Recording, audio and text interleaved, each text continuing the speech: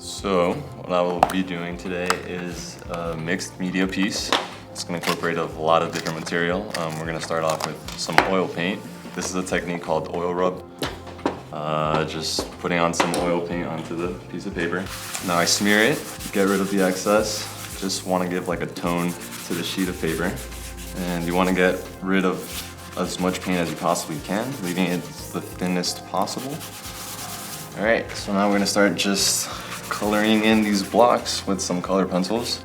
And I'm just using random colors. You could be more cohesive about it.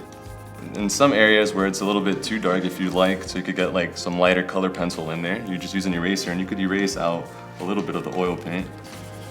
So we're coming close to an end here. What I'm gonna be doing next is I'm gonna be spray painting some darks and some lights to make it look a little bit more three-dimensional. Right now it looks like chaos, it's a giant mess. And what we're pretty much gonna do is just paint around the sphere.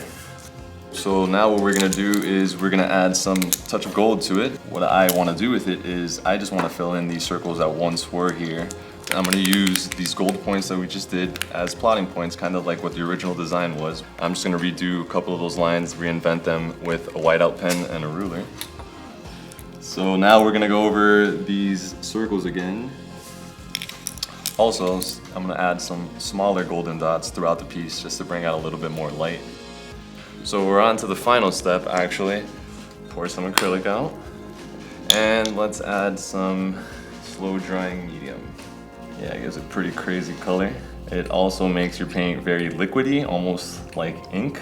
Go for it, just go over the top.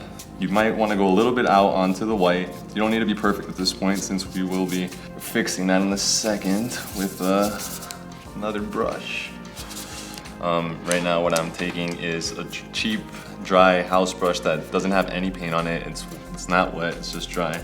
Kind of just stabbing out, poking towards the edge to give it like a soft edge.